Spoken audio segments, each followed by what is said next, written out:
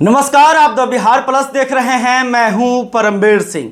बिहार महागठबंधन में सीट बंटवारे को लेकर जो पेच फंसा हुआ है वो सुलझने के बजाय और उलझते हुए जा रहा है और अभी तक बिहार महागठबंधन में सीट बंटवारा नहीं हो पाया है। कहा जा रहा था कि 8 अक्टूबर को ही सीट बंटवारे का ऐलान कर दिया जाएगा, लेकिन आज 9 अक्टूबर हो गया है। तो ऐसे में सवाल है कि आखिर समस्या क्या है, दिक्कत कहां पर आ रही है। तो चलिए हम आपको पूरी जानकारी इस वीडियो में देने जा रहे हैं और बताएंगे कि आखिर मामला कहां पर फंस रहा है। तो देखिए, तेजस्वी यादव के आवास पर तेजस्वी यादव की अध्यक्षता में करीब आधा दर्जन बैठक पिछले एक सप्ताह के अंदर हो चुकी है, लेकिन तमाम बैठकों का कोई नतीजा निकलते हुए नजर नहीं आ रहा है। खास करके कांग्रेस जो है वो तेजस्वी यादव पर लगातार प्रेशर बना रही है।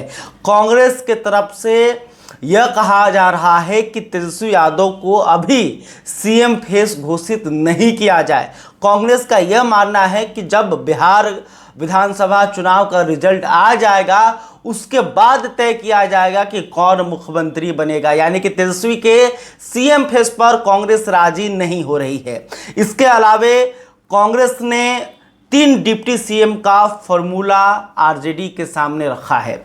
कांग्रेस का कहना है कि बिहार में अगर महागठबंधन की सरकार बनती है तो 3 डिप्टी सीएम होंगे।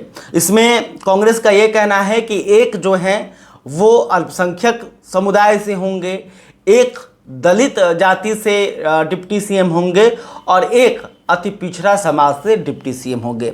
और इस फॉर्मूले को सुनते ही मुकेश सहनी जो हैं वो तिलमिला गए हैं, क्योंकि मुकेश सहनी लगातार 30 सीटों की मांग जो है आरजेडी से कर रहे हैं कि हमें कम से कम 30 सीटें चाहिए। इसके अलावे डिप्टी सीएम पद को लेकर लगातार मुकेश सहनी अड़े हुए हैं। जब तेजस्वी यादव की अध्यक्षता में बैठक हो रही थी तो इस बैठक के दौरान लगातार मुकेश सहनी इस बात को दोहरा रहे थे कि मैं ही डिप्टी सीएम बनूंगा और वो डिप्टी सीएम के पद पर अपनी दावेदारी लगातार ठोक रहे थे।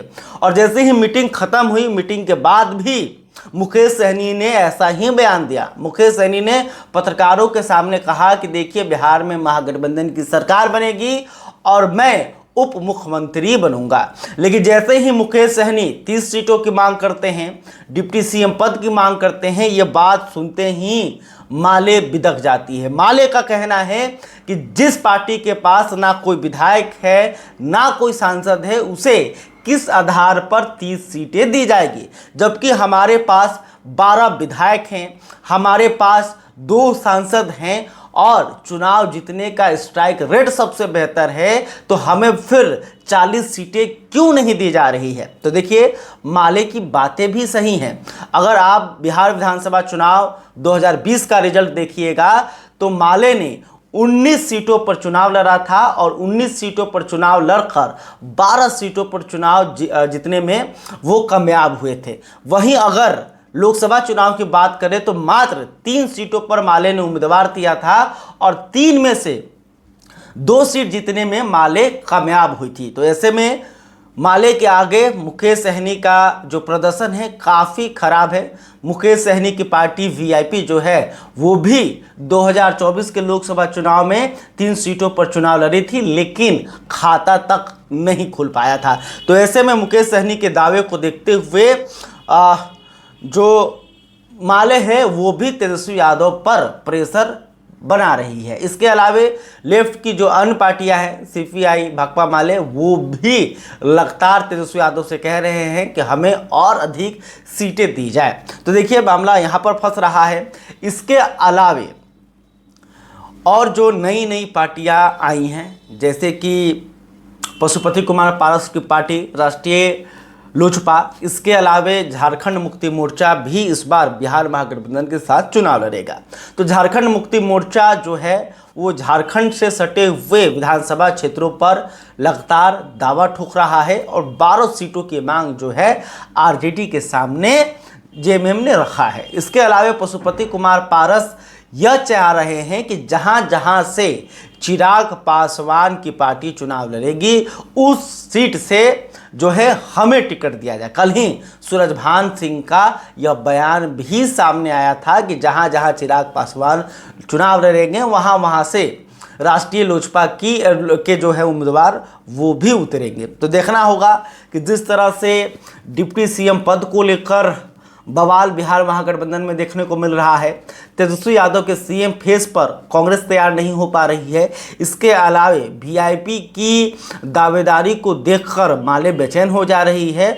और मुकेश सहनी देखिए, जब उन्होंने कहा कि मैं ही डिप्टी सीएम बनूंगा और लगभग तय हो गया है, तो जब यह बात बिहार कांग्रेस के प्रदेश अध्यक्ष राजेश राम से पूछी गई तब उन्होंने कहा कि देखिए अभी बिहार महागठबंधन के अंदर बातचीत चल रही है और अभी कुछ भी तय नहीं हुआ है, उससे पहले इस तरह का बयान नहीं देना चाहिए। तो देखिए मुकेश सहनी डिप्टी सीएम का उम्मीदवार बनेंगे या नहीं बनेंगे, यह अब निर्भर करता है कांग्रेस और माले पर। जब तक कांग्रेस और माले इनके नाम पर राजी नहीं होती तब चाहकर भी तेजस्वी यादव मुकेश सहनी को डिप्टी सीएम का उम्मीदवार घोषित नहीं कर सकते हैं।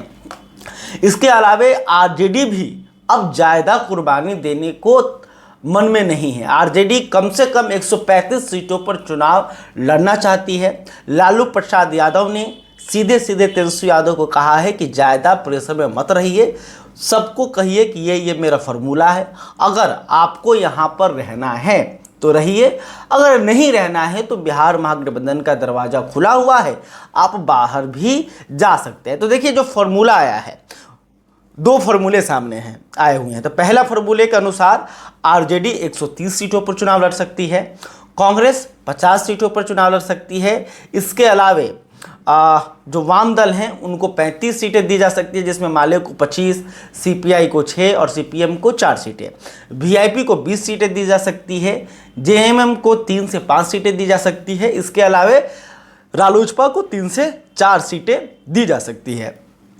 अब दूसरा फार्मूला बता देते हैं। दूसरे फार्मूला के अनुसार आरजेडी, जेएमएम और रालोजपा को मिलाकर 135 सीटें दी जाएंगी, यानी कि आरजेडी को 135 सीटें दे दिया जाएगा और आरजेडी जो है जेएमएम और रालोजपा को एडजस्ट करेगी। इसके अलावा कांग्रेस को 58 सीटें दी जाएंगी और कांग्रेस जो है आईपी गुप्ता की पार्टी को एडजस्ट करेगी। इसके अलावा भाकपा माले के खाते में 25 सीटें दी जाएंगी, सीपीआई के खाते में 6 सीटें दी जा सकती हैं, सीपीएम को 4 सीटें दी जा सकती हैं और वीआईपी को 15 सीटें दी जा सकती हैं। तो ये दो फार्मूला अभी बिहार महागठबंधन में निकलकर सामने आया है और इसका आधार माना जा रहा है कि 2020 के विधानसभा चुनाव का रिजल्ट और उस चुनाव में जिसका जैसा प्रदर्शन था उसी के आधार पर टिकट बंटवारा हो। इसके अलावा 2024 के लोकसभा चुनाव का भी ध्यान रखा जा रहा है।